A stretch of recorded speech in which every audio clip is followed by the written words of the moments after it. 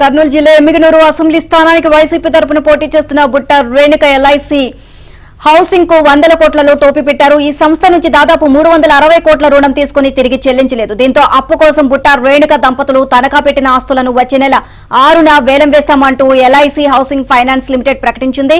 ఈ మేరకు నిన్న ఓ ప్రముఖ దినపత్రికకు చెందిన హైదరాబాద్ ఎడిషనల్ ప్రకటన ఇచ్చింది. దీర్ఘకాలంగా బకాయిలు చెల్లించనందునే ఆస్తులు వేలం వేస్తున్నట్లు అందులో స్పష్టం చేసింది.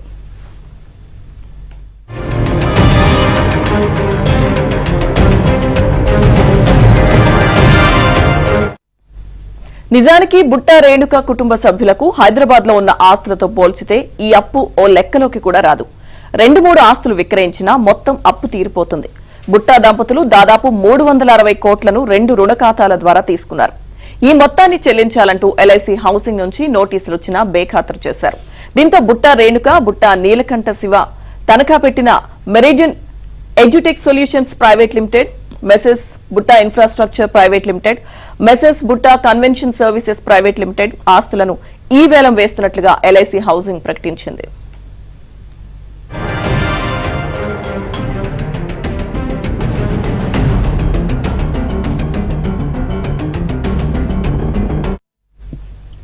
రంగారెడ్డి జిల్లా శేర్లింగంపల్లిలోని ఖానామెట్ గ్రామంలోని సర్వే నంబర్ 11/4, 11/5లోని పలు ఫ్లాట్ల నెంబర్లలోని ఆస్తులన్నింటినీ ఈ వేలం వేస్తామని పేర్కొంది.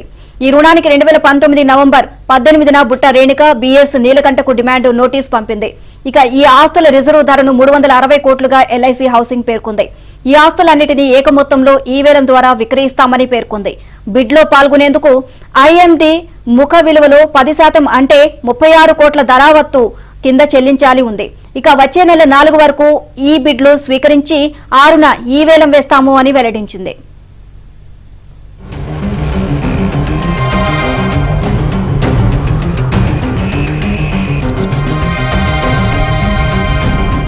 అమ్మకం ప్రకటన జారీ చేసింది. ఇది సోషల్ మీడియాలో కూడా బాగా వైరల్ కావడంతో ప్రజల్లో ఇది చర్చనీయాంశం అయింది. ఈ నెల 29న వైసీపీ అధినేత CM Jagan Yemmiganur weavers colony మైదానంలో నిర్వహించిన మేము సిద్ధం సభలో కర్నూలు పార్లమెంట్ పరిధిలో 7 నియోజకవర్గాల అభ్యర్థులను పరిచయం చేశారు. ఎమ్మిగనూరు నియోజకవర్గానికి చెందిన వైసీపీ అభ్యర్థి బుట్ట రేణుకమ్మ నా చెల్లెలు, సౌమ్యరాలు బీసీ కులానికి చెందిన నా చెల్లెలు ఆర్థికంగా కూడా అంతంత మాత్రమే ఉందని అంటూ పేదరాలుగా పరిచయం చేసే ప్రయత్నం చేశారు సీఎం జగన్. గతంలో బుట్ట రేణుక ఆమె కుమారుడు ఓ యూట్యూబ్ ఛానల్లో ఇచ్చినటువంటి ఇంటర్వ్యూలో వాళ్ళ ఆస్తుల వివరాలను కూడా వెల్లడించడం జరిగింది. సీఎం జగన్ మాటలు జోడించి సోషల్ మీడియాలో తెగ ట్రోలింగ్ అయ్యాయి. ఈ నేపథ్యంలోనే తాజాగా బుట్ట రేణుకకు ఎల్ఐసి హౌసింగ్ ఫైనాన్స్ కార్పొరేషన్ సంస్థ భారీ షాక్ ఇచ్చింది. తెలంగాణ రాష్ట్రం రంగారెడ్డి జిల్లాలో బుట్ట రేణుక ఆమె భర్త బిఎస్ నీలకంఠ పేరిట ఉన్న వివిధ స్థిరాస్తులను తాకట్టు పెట్టి 1995 నుంచి 2012 వరకు పలు దఫాలుగా ఎల్ఐసి హౌసింగ్ ఫైనాన్స్ కార్పొరేషన్ లో అప్పులు తీసుకున్నారు. తీసుకున్న అప్పు వడ్డీతో సహా దాదాపు 360 కోట్లు చెల్లించాలని 2019 నవంబర్ 18న డిమాండ్ నోటీసు కూడా జారీ అయినట్లుగా సంస్థ ఇచ్చిన ప్రకటనలో వెల్లడించింది. తెలంగాణ రాజధాని హైదరాబాద్ లో ఓ ప్రధాన పత్రికలో ఎల్ఐసి హెచ్ఎఫ్సి బెంగళూరు మేనేజర్ గురువారం ఈ వేలం అమ్మకం కూడా ప్రకటన ఇవ్వడం జరిగింది. ఇది సోషల్ మీడియాలో వైరల్ కావడంతో రాజకీయంగా కూడా చర్చనీయాంశమైంది. 360 కోట్లు ప్రభుత్వ రంగ సంస్థలు ఎల్ఐసి హెచ్ఎఫ్సికి చెల్లించాల్సినటువంటి బుట్ట రేణుక ఆర్థికంగా కూడా అంతంత మాత్రమే ఉందంటూ ఆమెను ఓ పేదరాలిగా సీఎం జగన్ నమ్మించేటువంటి ప్రయత్నం కూడా రాజకీయ నాయకులకు వెలువడంటూ ఇది ప్రజల్లో కూడా చాలా చర్చనీయాంశమైంది.